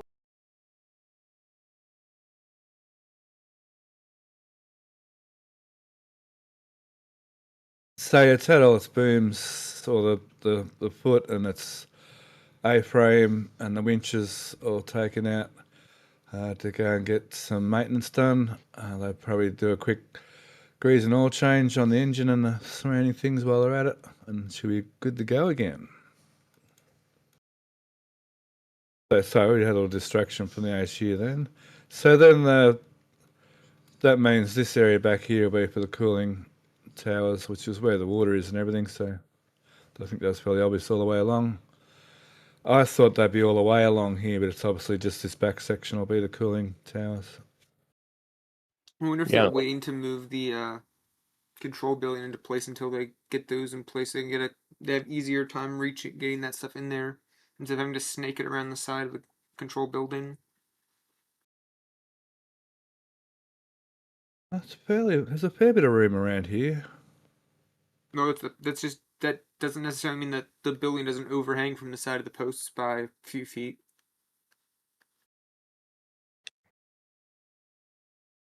It looks Where like is they're that going to put a building? bunch of transformers on the back of that pad too.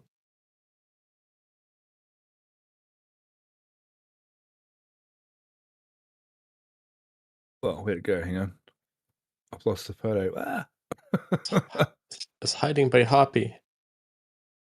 Oh, this one will do. Transformers eyes too. Yep, behind it. Yeah, that's exactly what's going on here. Yep.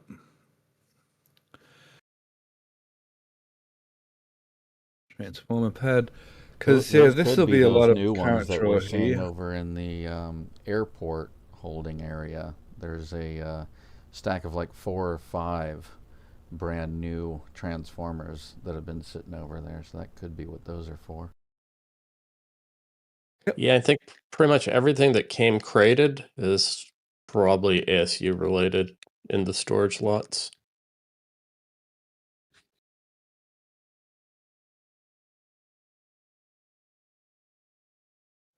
Now, over this side of things.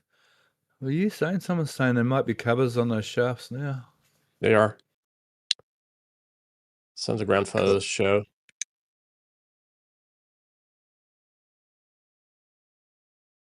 This bit of work in here is continuing. Now, finally, I think they're starting to at least manufacture.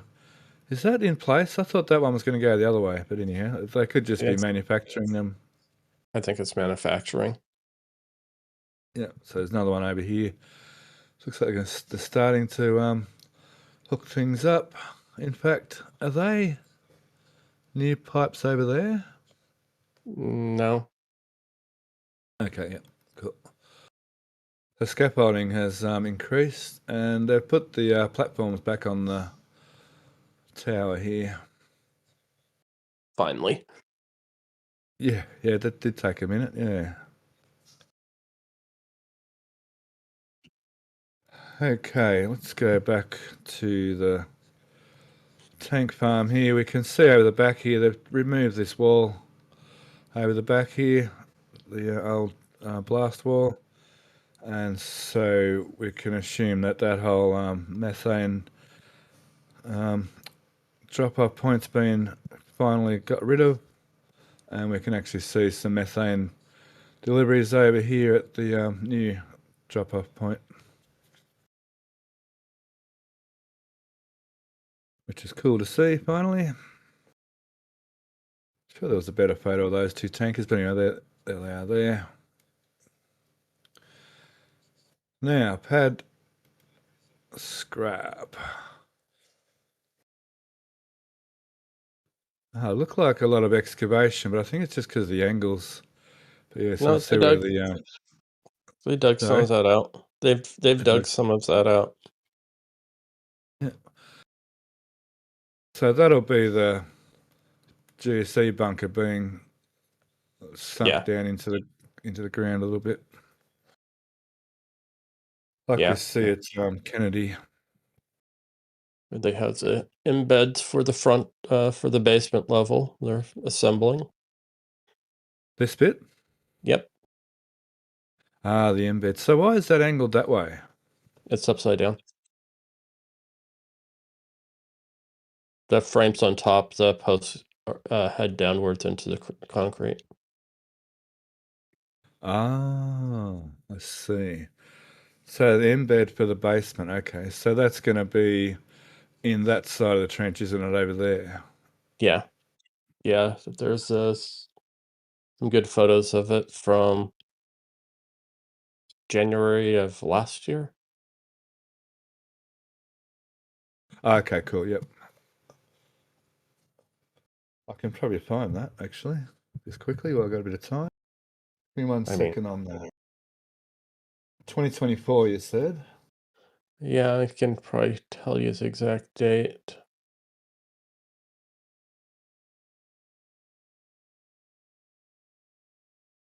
Okay, January. Where are we? Oh, I don't have that. Hang on. I might not have it after all. I might have it somewhere.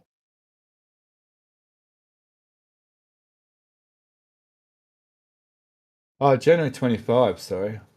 I've got January 11, January 4, January 24. Try the 11 one. Go down the middle. No, that's no good.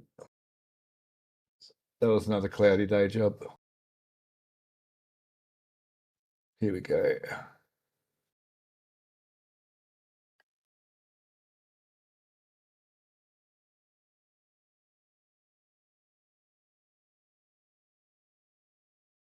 Oh, November 24. It was.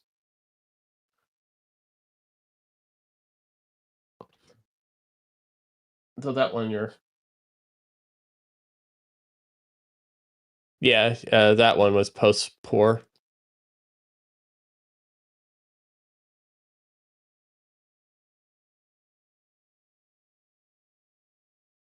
Well, coming off the hard drive.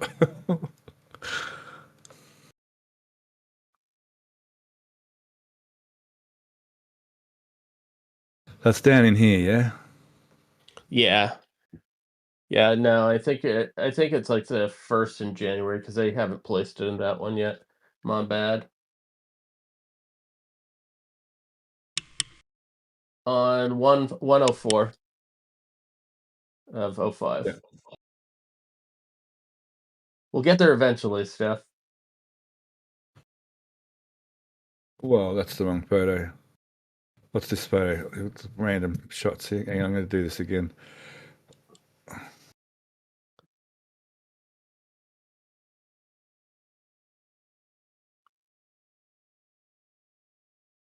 Yeah, I was looking at 19. Yeah, because this one shows it's a slightly different design, but yeah, you can see the tops of the steel.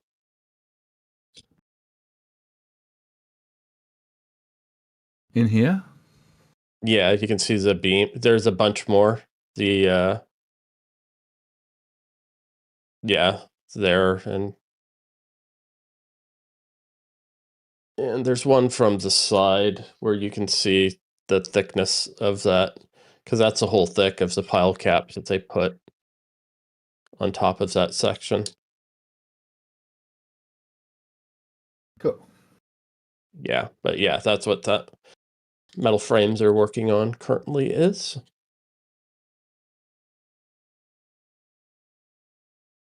Well, that was a little journey. Journey back in time. I reckon, yeah. Yeah, I love looking back at old photos. It's awesome. So we can use those photos to track how this site's going too, and those dates pretty well from back then, which will be interesting to keep jumping back to. Finding the dates like you just did of where these things are in the pad B and pad 2 construction. Thanks for your patience, everyone, going through those photos and my slow old hard drive over there. Well, it's a new solid state external drive, but it's a little bit slower than the internal drive. Running on USB, well, it's USB-C to B, so I guess that's what's going on there. USB-A to C, what is it? Whatever. Okie dokie. Where are we up to? Oh, yeah. Expansions, sort of not a lot going on, really. That's sort of much the same as last week. They had that worked out, flattened out. This road's gone a little bit further. They were pouring in this area, so they poured that concrete around the back there. That we saw starting to get formed up over the last couple of weeks.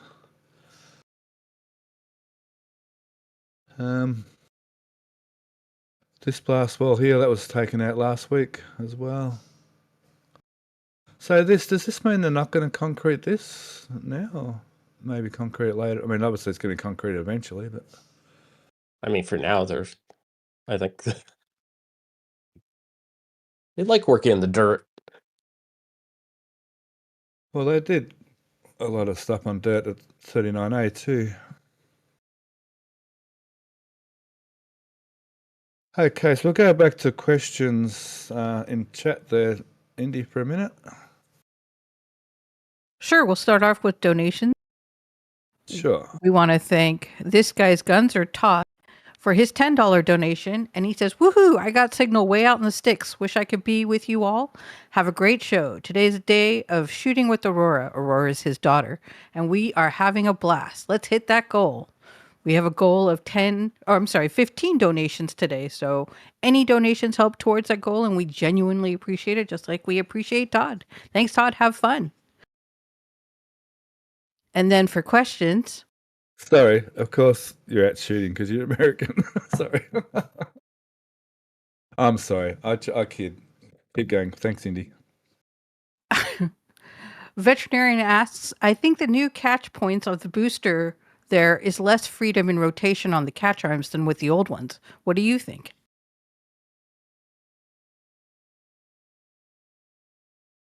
Alex?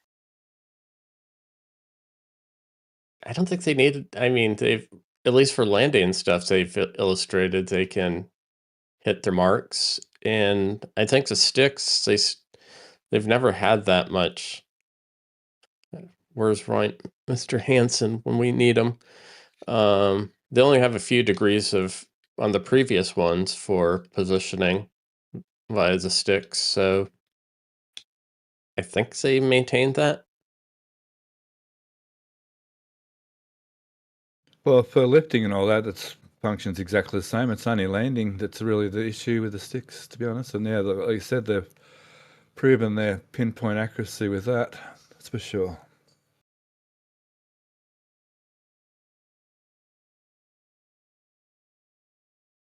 Thanks, Cindy. Tony UG asks, on V3 Raptors and Starships have they solved the ice issue from the autogen at source, i.e. not basket strainers now, or no basket strainers now? They always have basket strainers. There's always a chance of FOD inside the vehicles at the pickup. They'll never get, whether it's as extensive, the ship. I mean, that gets into the whole whether or not for the tankers, why I say that all the propellant's going to be carried in the payload bay and not in the tanks, because as soon as you contaminate it, the oxygen side, you're kind of screwed moving forward. as far as for the boosters, there's ways they could try and mitigate that by, doing crazy things like spraying your gas down between the stringers, so you're creating a natural channel for the ice to freeze into. There's tons of ways to mitigate other than giant trampolines at the bottom of the tanks. But yeah, a quick and dirty solution would be the trampoline that they're sort of using or they were using. Other gags is you have that large, the touches line up the side. You could use it as a crude distillation column, since you could condense out the water in this CO2 long before you reach the tank inlets as well. So there's a multitude of ways you could do to help mitigate that issue. But yeah, I look at that line going up the side. Granted, it's stainless steel, and that's methane, but it's piss poor for heat content. But you have a giant heat sink from the tank. So yeah, I could look sideways and probably come up with a way to make one of those lines as a distillation column and clean up the exhaust gases. Oh, thank you, chat. Chat took my joke well. Thank you very much. And yeah, Todd, yeah, a little bit jealous, of course. I grew up on a farm. I know what it's like. It's all good. Thanks, Indy. Thanks, Alex. Got one more question for you. Doc John is wondering, anywhere on where those small methane tanks are going to go? 39A, McGregor, 37? Everything ends up at McGregor, even if it's just Yep, a field. Darth Lawrence agrees with you. He also said McGregor. There's quite the collection out there, isn't there, already, of old tanks lying around?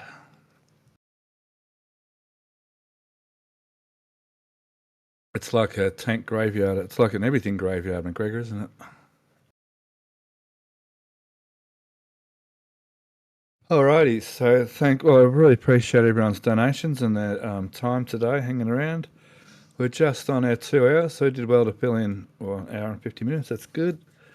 So yeah, unfortunately this week the weather didn't quite prevail, but I mean between the photos we did get, which they say sometimes it's good to get those angles like at Sanchez. So look at the grid fin simulators. These lower altitude photos are really good at looking in some areas that we don't normally get to see into. So well done to the pilot and cameraman to get a set of aerial photos done anyway, and Mauricio then to come down and get some ground photos, and pretty spectacular booster lift. First time we've actually seen a 33 engine version 3 booster being lifted, so it's awesome that we got out there and captured that as it happened. It's a pretty good effort, to be honest. Pretty big day for Mauricio there to go flying and then drive all the way out to Starbase and then drive all the way back home again and get all these images denoised and then uploaded for us all. It's a pretty good effort, to be honest. I love all this. It's so good. This new design is just so nice. Just all nice and pretty. I mean, there's still a few little bits and pieces here and there that are a bit rough, but I mean, the whole design in general just looks so much more, like I said, manufactured. There's some more of your favourite pipe bending and just a couple of odd ones here and there just to keep you honest. They've even labelled it. Make sure you know it's SpaceX. Would this be where they plug in all that extra cabling even here, perhaps? Oh, that's for the ship, I suppose. Almost looks like receptacles, doesn't it, to take extra data lines.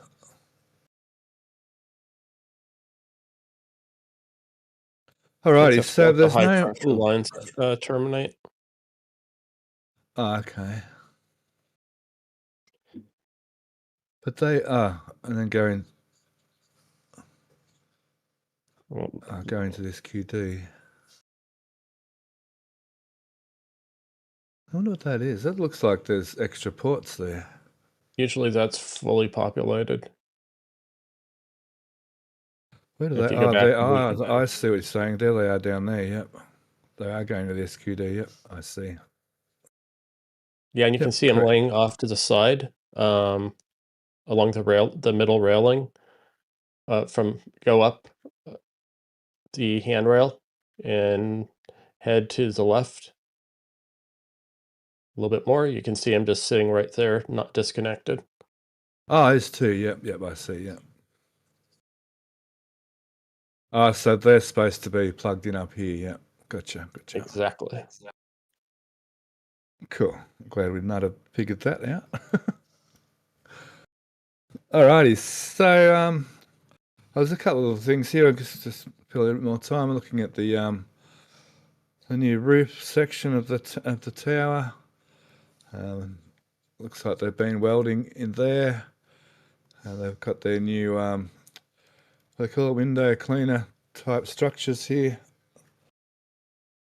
We were wondering whether these plate steels are permanent or are they just there to help, like an installation jig, and actually mounted back in here. Because they kind of look a bit wonky. The reinforcement gusset parallel with them, in line with them, kind of makes it look like they're staying. Yeah, it's just it's sort of odd sized and everything, but yeah, perhaps you're right. Yeah, I think they're going to stay, but they may not. They may bolt in here, and they might be strong enough. But yeah, you'd imagine that's what they are going to stay. Personally, I think they're going to stay. And got the handrails starting up here as well. Also, looks like cryo lidding's just about to start. Yep, we are getting very close. I'm keeping a super close eye on it. I'm waiting for the very first signs of frost. Cool, nice. What else didn't I show these grandpas? Nice close up of the Lux QD. Look at this paint. This paint already chipping off. Don't look at that, Alex. Don't look. I don't mind. And down here you can see the little, not this photo, one of these photos. Their little cleaning spot, little test spot where they've been cleaning.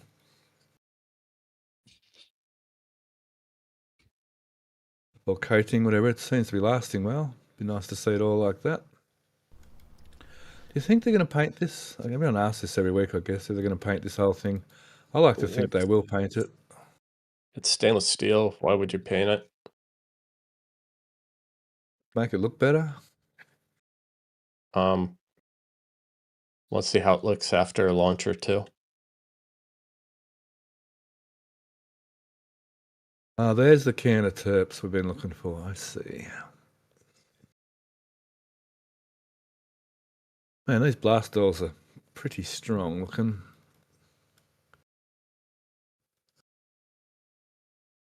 Okay, what else we got down here? We're looking into here. Can we see?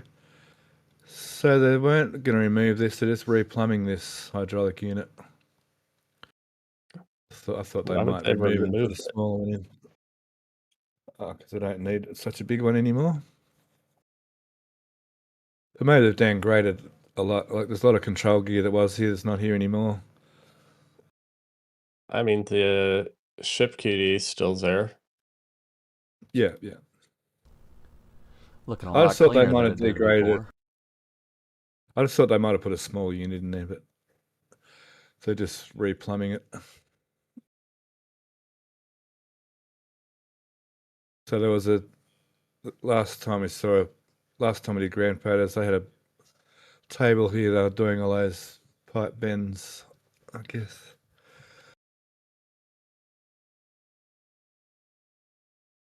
So that'd be that annex, and that's the dead end line, dead end reel.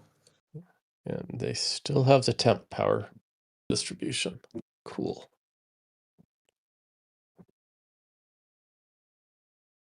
Where was that? Was that in there? Where was that? I think it's the one where you see up there where you just were, where I think that's the back of it with the cable sticking out just to the foreground of that. In front and to the left, you can see a bunch. Yeah. I think so. That's the back of it. That looks like a mess. I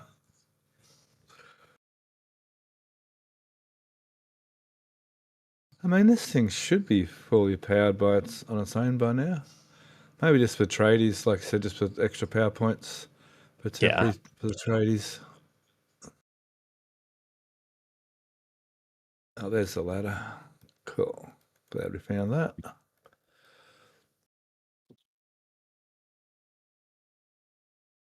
Yeah, going to Mars one day. One day they'll get to Mars.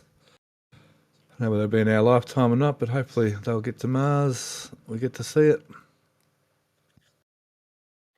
The booster before it got lifted. So clamps are still in and everything there. So it's still very much sitting on the stand. Oh, there's actually one of the... oh, there's the booster right there and the clamp right here. Wow. Didn't know you could see that through here. Gator has some great shots through those. Gee, it looks like it just fits, doesn't it? Far out. So the cocky beak's just in behind that triangle there, and the ball is under here, behind that triangle. Cool. I guess over here as well.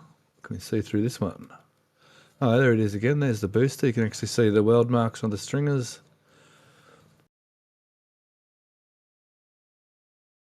A little bit of hydraulics or something going on here. Maybe to actuate the clamps themselves. Another shot of underneath there. So, let me see. Oh, there's a nice... I like this photo. It's a pity it was a bit glary, but I really like the way he's captured that whole sign there with the booster in the background. It's a really nice shot. Really nicely framed. In this photo, we can see they're pouring that concrete on that side of the tower over there.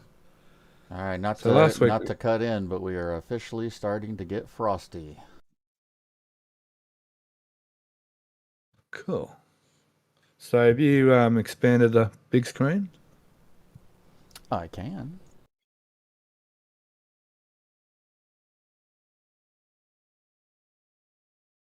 Condensation on B19, cool. There was one last question while we're looking. Veterinarian Sure. was asking, why is there still tape on the chines?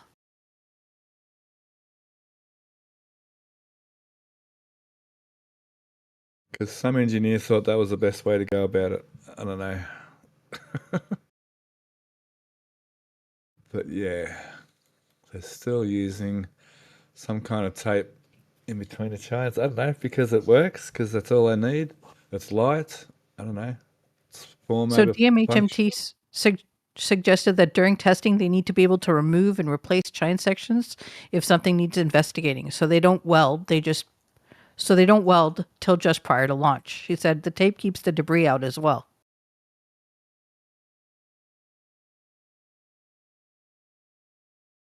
Okay, I'm not... Okay. Do they weld them before flight? I didn't realize that. Frost is visible on NSF strain. Yeah, we don't use It's NSF also, if you strain. look at Avid Space Rover 3, also has got a good view of it. Rover 3. Yeah, One I have it second. up on YouTube right now from our camp. Yeah.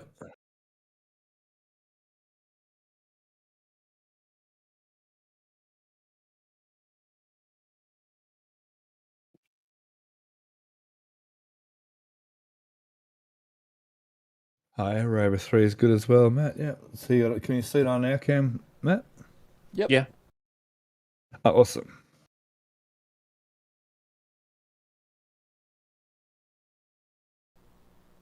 Yep, so I'll chuck that back up into the picture-in-picture and give it back to you, Steph. All right, cool. I'm still on Avid Space here, but that doesn't matter. La Padre Lewis, is that Lewis? Lewis? He's pretty good at letting us use his cameras. As long as we give him a big shout out.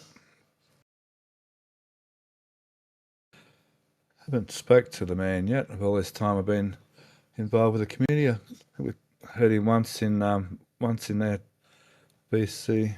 Sounds like a nice fellow. I think most of our community, all of our community is pretty nice. Except for Very me. supportive. Except for Alex, yeah. We don't talk about Alex. The Okay, name we good. should never mention. Good. Just keep it like that. Here we go. This is the shot I was looking for the LOX side of things. And the QD, the gases, and the... That's pre-press, isn't it? Using that line as pre-press, yeah? Yep. Yeah.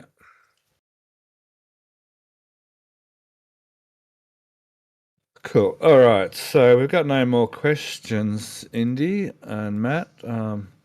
We might end the stream on 2 hours. So if that's we'll hear from Indy first.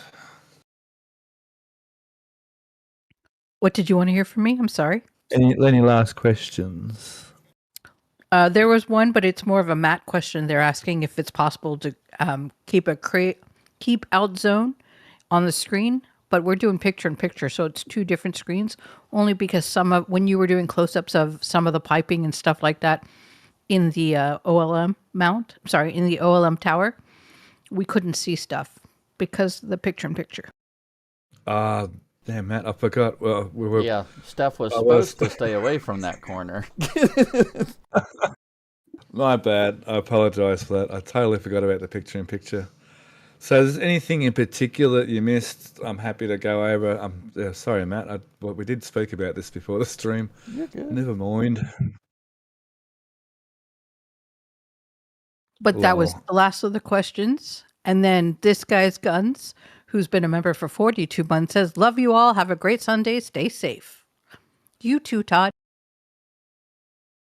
Yeah, you too, both of you out there enjoying the afternoon. Good on you. All right, so Josh, thanks for joining us today. We didn't hear a lot from you, but thank you very much for your input. Always my pleasure. And Alex, as always, it's wonderful for you to have you on stream. I'm pretty lost without you on these live streams, so I really appreciate you being with us to help me through the live stream. Thank you very much. Thank you. Thank you, Josh, Indy, and Matt, and the rest of the crew. And it's awesome to have you back on the stream. We're really glad you're making regular appearances back in the live streams and looking after chat for us. Good on you. So thank you, Indy. Thank you so much for having me, and thanks everybody for joining us here today on Sunday. We appreciate it, and we look forward to seeing you on Tuesday. And I've been Stephanie B. and from Australia, and I'll hand it over to Matt to do the sign-off. Thank you, Matt. All right, we appreciate everybody. As Steph just said, a little bit of a quick one this week, but that's the way it goes sometimes when we don't get all the shots that we want, so that's all right. But we will still also be having our Tuesday show, which, if you guys don't know, it is called Starbase Expanded, and we go over a lot of the things that we have learned since today's show, as well as going over a lot of the support sites such as Rio West and the Ad Astra School, some of the holding lots, and we also go into some of the land swaps and things like that. So if you guys like to know basically everything there is to know about Starbase and how it works and what the surrounding area is doing, then be sure to tune in. That is every Tuesday night at 6 p.m. Central, so we would love to see you there. So yeah, we look forward to seeing you guys on the next one. And until then, most engines cut off, hot staging confirmed. Love you, bye.